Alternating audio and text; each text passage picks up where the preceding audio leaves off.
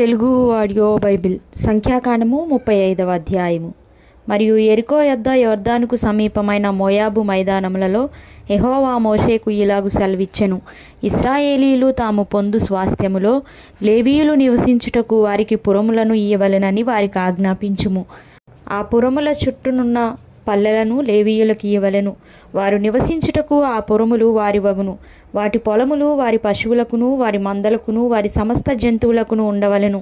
మీరు లేవీయులకిచ్చు పురముల పల్లెల ప్రతి పురము యొక్క గోడ మొదలుకొని చుట్టూ 1000 మూరలు, మరియు మీరు ఆ పురముల వెలుపల నుండి తూర్పు దిక్కున 2000 మూరలను, దక్షిణ దిక్కున 2000 మూరలను, పడమటి దిక్కున 2000 మూరలను, ఉత్తర దిక్కున 2000 మూరలను కొలవవలెను. ఆ నడుమ పురము ఉండవలెను. అది వారి పురములకు పల్లెలుగా నుండును. మరియు మీరు లేవీయులకిచ్చు పురములలో 6 ఆశ్రయపురములుండవలెను. నరహంతకుడు వాటిలోనికి పారిపోవునట్లుగా వాటిని నియమింపవలెను. అవియుగాక 42 పురములను ఇయ్యవలెను. వాటి పల్లెలతో కూడా మీరు లేవీయులకు ఇవ్వవలసిన పురములన్నీ 48. మీరు ఇచ్చు పురములు ఇశ్రాయేలీయుల స్వాస్థ్యములో నుండియే ఇవ్వలెను. మీరు ఎక్కువైన దానిలో ఎక్కువగాను తక్కువైన దానిలో తక్కువగాను ఇవ్వలెను. ప్రతి గోత్రము తాను పొందు స్వాస్థ్యము చొప్పున తన పురములలో కొన్నిటిని లేవీయులకు ఇవ్వవలెను. మరియు యెహోవా మోషేకు ఇలాగు సెలవిచ్చెను. నీవు ఇశ్రాయేలీయులతో ఇట్లనుము, మీరు యొర్దాను దాటి కనాను దేశంలోనికి వెళ్ళిన తరువాత ఆశ్రయపురములుగా ఉండుటకు మీరు పురములను ఏర్పరచుకొనవలెను.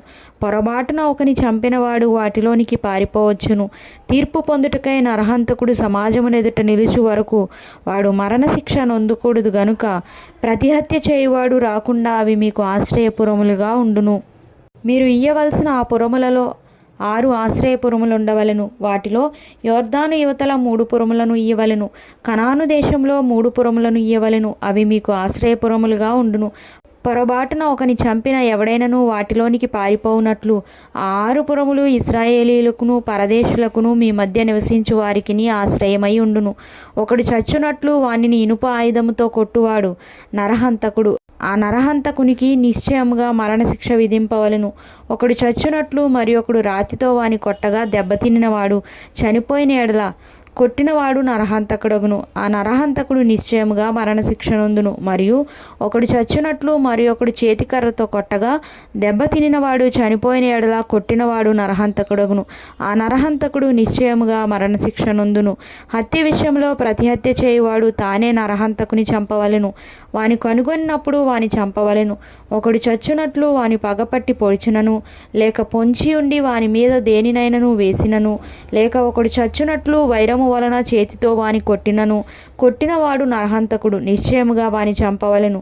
నరహత్య విషయంలో ప్రతిహత్య చేయువాడు ఆ నరహంతకుని కనుగొనినప్పుడు వాని చంపవలెను. అయితే పగపట్టక హఠాత్తుగా వానిని పొడిచినను, పొంచి ఉండక వాని మీద ఏ ఆయుధమునైనను వేసినను, వాని చూడక ఒకడు చచ్చునట్లు వాని మీద రాయి పడవేసినను, దెబ్బతిన్నవాడు చనిపోయిన ఎడల కొట్టినవాడు వాని మీద పగపట్టలేదు, వానికి హాని చేయగోరలేదు. కాబట్టి సమాజము ఈ విధులను బట్టి కొట్టిన వానికిని హత్య విషయంలో ప్రతిహత్య చేయువానికిని తీర్పు తీర్చవలెను.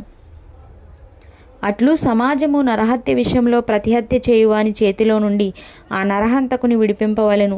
అప్పుడు సమాజము వాడు పారిపోయిన ఆశ్రయపురమునకు వాని మరలా పంపవలెను. వాడు పరిశుద్ధ తైలంతో అభిషేకింపబడిన ప్రధాన యాజకుడు మృతి నొందు వరకు అక్కడనే నివసింపవలెను. అయితే ఆ నరహంతకుడు ఎప్పుడైనను తాను పారిపోయి చొచ్చిన ఆశ్రయపురము యొక్క సరిహద్దును దాటి వెళ్ళునప్పుడు నరహత్య విషయంలో ప్రతిహత్య చేయువాడు ఆశ్రయపురము యొక్క సరిహద్దు వెలుపల వాని కనుగొనిన ఎడల ఆ ప్రతిహంతకుడు ఆ నరహంతకుని చంపినను వాని మీద ప్రాణము తీసిన దోషము ఉండదు. ఏలైనగా ప్రధాన యాజకుడు మృతి నొందు వరకు అతడు ఆశ్రయపురములోనే నివసింపవలెను. ప్రధాన యాజకుడు మృతి నొందిన తరువాత ఆ నరహంతకుడు తన స్వాస్థ్యమున్న దేశమునకు తిరిగి వెళ్ళవచ్చును.